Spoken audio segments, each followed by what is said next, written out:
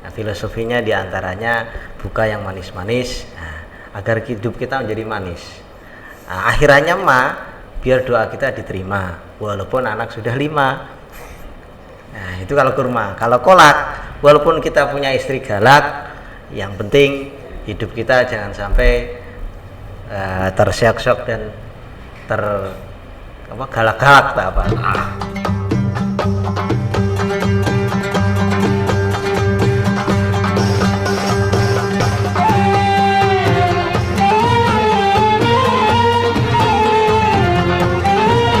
Oke, assalamualaikum warahmatullahi wabarakatuh. Selamat datang di acara Islamina. Islamina ini sekarang memiliki acara, jadi selain ada website, ada buletin, kami juga sedang coba-coba untuk membuat semacam video rekaman bersama dengan redaksi ataupun nanti dengan narasumber untuk berbincang secara santai tentang topik-topik Islam, tentang topik-topik yang menjadi concern, yang menjadi isu, yang menjadi perhatian di kalangan umat Islam, baik yang tua ataupun yang masih muda. Nah, pada sesi kali ini kita akan mengulas tentang karena kita bentar lagi mau masuk bulan Ramadan, jadi kita melakukan rekaman acara perdana ini sebelum Ramadan. Salah satu tradisi di Indonesia, ini salah satu tradisi kalau buka puasa itu adalah menggunakan kolak. Ini akan bersaing ketat dengan orang yang membangun narasi.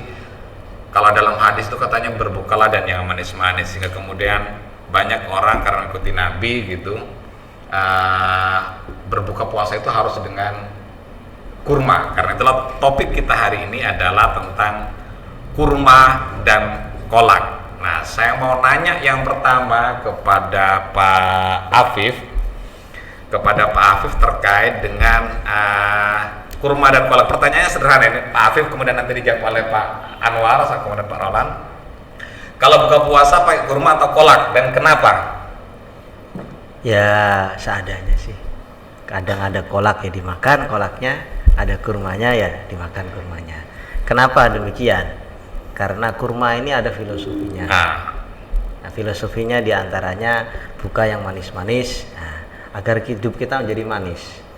Nah, akhirannya biar doa kita diterima walaupun anak sudah 5. Nah, itu kalau kurma. Kalau kolak, walaupun kita punya istri galak, yang penting hidup kita jangan sampai tersyok-syok dan galak-galak tak apa. Terkolak-kolak. Ya, terkolak-kolak lah. Begitu. Oke, Pak Afif, makasih. Kalau Pak Anwar gimana? Lebih sering kurma atau kolak? Kalau saya ini ya, mungkin menyikapinya berbeda dengan Pak Afif tadi, karena kurma dan kolak itu sebenarnya tradisi orang kota yang dibangun atas doktrin agama gitu. Kalau saya ini kan dua-duanya belum mengenyangkan, maka saya dengan buka kurma dan kolak itu ya sama aja belum makan. Maka kalau saya sendiri ya harus nasi dan harus pakai es segar. Nah, bukan kurma, bukan kolak, tapi nasi. Nasi dan Oke. es. Silakan Pak Roland, gimana pilihannya? Sebetulnya itu kan tergantung tradisi sebetulnya ya.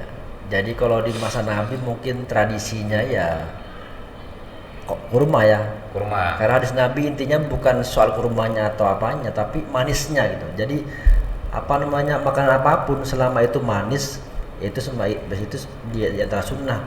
Kalau bisa di masa Nabi misalnya ada kolak, tentu saja nanti pasti juga. Jadi kalau di Arab di zaman Nabi itu ada kolak, mungkin saja juga Mungkin Nabi saja. merekomendasikan kolak, Iya, karena begitu. kolak itu manis. Manis. Jadi intinya bukan soal kurmanya tapi intinya adalah manisnya.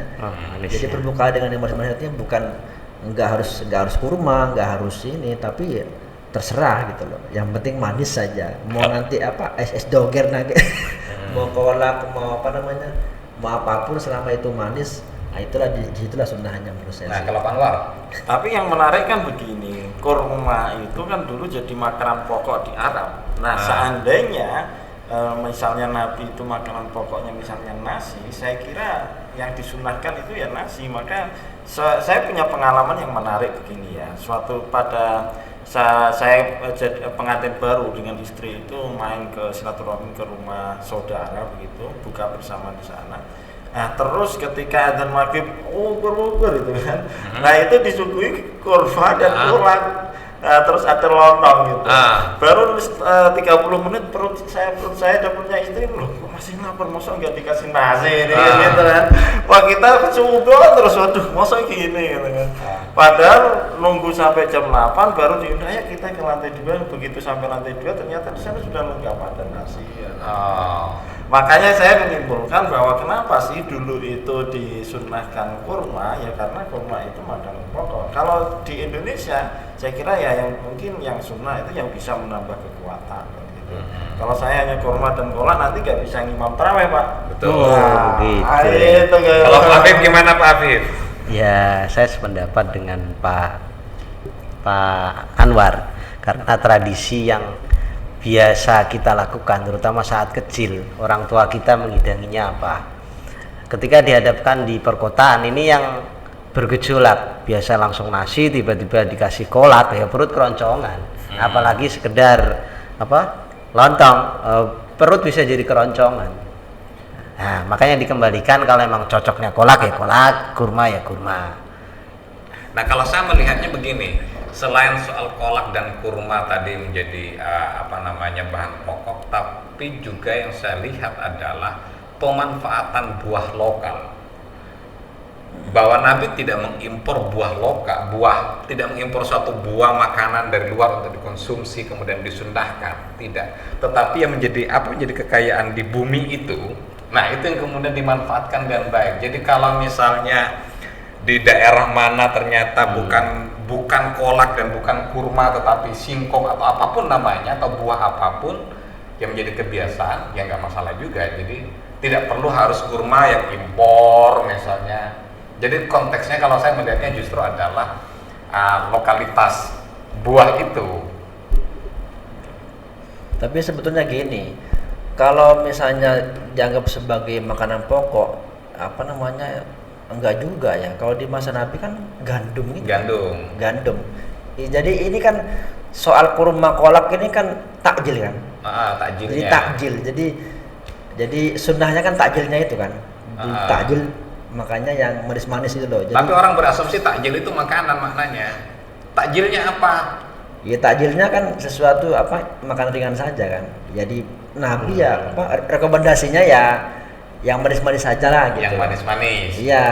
Ya yang manis-manis ya diantaranya ya kurma, atau misalnya kalau misalnya umatnya yang lain di bumi yang lain misalnya di situ misalnya cuma ada apel misalnya, ya makan apel ya makan apel saja. Aja. Makanan beratnya ya setelah itu, setelah sholat dulu baru makanan berat kan gitu. Ya artinya bagi orang kesehatan mungkin bermakna ya perut jangan langsung kemudian dibebani dan makanan yang berat gitu dikonsumsinya. Jadi yang ringan-ringan, yang manis-manis. Tetapi yang manis-manis ini maknanya bisa berbeda bagi orang yang sedang bulan madu misalnya. Oh iya benar. Nah, gimana Pak Afif? Iya. Boleh nggak kita berbuka puasa dengan yang manis-manis dalam pengertian umum? Iya boleh. Yang nemenin istri cantik manis ya bagus. Jadi buka puasa istri gitu? Bagus. Boleh langsung. Ya boleh tuh. Bahkan ada kan sahabat Nabi, sahabat misalnya kayak Ibnu Umar kan. Dia kan punya banyak budak perempuan ya. Jadi buka puasanya beliau ya dengan budak perempuannya misalnya. Makan dan budak perempuan atau bagaimana maksudnya ini? Ya itu bersenggama lah gitu. Itu bukan tanda iftornya itu dengan itu membatalkannya. Berarti ini ya, waktu dulu itu juga ada sebagian sahabat yang habis takjil itu nggak langsung ke musola, dikira Iya. Mandi dulu. Sunnahnya dulu yang lebih sunnah dulu diberesin gitu kan, baru kemudian sholat isya, baru sunnahnya ibadah itu. Tapi yang menarik itu begini ya, saya sudah pernah mendapati misalnya di jamaah di musola itu bilang gini, Ustaz, saya ini kalau puasa makan nasinya itu hanya sekali waktu menjelang sahur. Jadi sahurnya itu awal. Nah, itu karena di awal itu makan kurma itu sudah cukup gitu. Nah, itu karena sunnah gitu kan. Karena sunnah. Nah, yang menarik lagi, nah di awal menjelang Ramadan ini kurma ajwa itu laris sekali dan dijual dengan harga yang sangat mahal. Betul. Karena di hadis itu kurma ajwa disinggung kan. Betul. Secara level itu disinggung. Jadi ada endorsement langsung dari Nabi terhadap kurma ajwa. Iya. Jadi yang mengendorse kurma ajwa itu adalah Nabi langsung. Tapi gini konteksnya, kalau misalnya endorse itu ya, endorse soal kurma itu karena di masa Nabi adanya cuma itu doang gitu loh. Makanya disebutkan seandainya ada buah lain mungkin Nabi akan nyebut yang lain. Saya pengalaman ini di Mesir itu kan ada Baitur Rahman ya namanya. Jadi kebetulan saya tuh buka puasa bersama dengan orang yang dalam tanda kutip punya pepandangan yang keras gitu loh, dalam beragama ya. Jadi situ makanannya kan masih panas juga, masih panas gitu loh, masih panas banget makanannya itu. Ya saya di situ kan ada sendok kan, disediain sendok gitu loh. Jadi saya makan pakai sendok, orang yang satunya ini maksa pakai tangan, ya kan? Dia anggapan dia adalah pakai sendok itu bid'ah gitu. Dia kan bid'ah dia kan sendok itu. Jadi makanya dia pakai tangan saja, itu sunnah kata. Padahal di masa Nabi kan memang gak ada sendok kan. Seandainya sendok mungkin mereka akan pakai juga gitu. Jadi sesuatu apapun misalnya di masa Nabi ada atau tidak nggak adanya itu tidak harus menjadi sunnah, tidak. Misalnya di masa Nabi misalnya nggak ada sendok berarti sunnahnya pakai tangan, ya nggak begitu juga. Yang maksudnya ini mau mengatakan bahwa kalau orang berbuka puasa menggunakan kurma, menggunakan kolak itu tidak bid'ah. Iya. Enggak Bid'ah. Sesuai dengan lokalitas adat tradisi yang ada. Kekayaan Islam Nusantara lah kan kayak gitu. Kalau konteksnya di daerah komunitas tertentu menggunakan buka puasanya dengan buah tertentu, ya silakan dilanjutkan. Tidak harus menyimpan uang dengan sebanyak-banyaknya sampai kemudian menghalalkan segala cara korupsi hanya untuk mendapatkan kurma ajwa. Iya, mengimpor kan. Mengimpor. Padahal pemanfaatan pemanfaatan buah lokal, pangan lokal itu lebih baik. Gitu. Gak usah terlalu mengimpor. Iya, benar. Ada kesimpulan lain Pak Afif yang bisa terkait dengan kurma dan kolak? Iya. Terkait masalah kurma dan kolak itu ya dikembalikan ke masing-masing individu. Terutama istilah takjil itu jangan diartikan bukannya apa, makanannya apa. Istilah takjil itu menyegerakan untuk membatalkan puasa. Boleh dengan air putih, boleh dengan kurma. Jangan diartikan kurma itu kurang makan, bukan.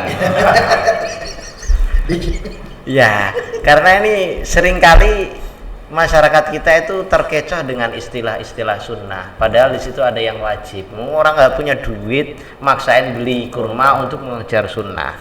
Padahal kalau nggak salah di Fathul Mu'in ya Pak Kiai ya, al wajib la yajuzu tarkuhu li sunnatin. Kadang-kala kebutuhan yang beli beras aja susah kok ngada-ngadain beli kurma. Kadang-kala kolak lebih baik karena emang dia seorang petani. Punya singkong banyak, ya udah kolak lebih baik. Jadi nggak terlalu memaksakan diri gitu.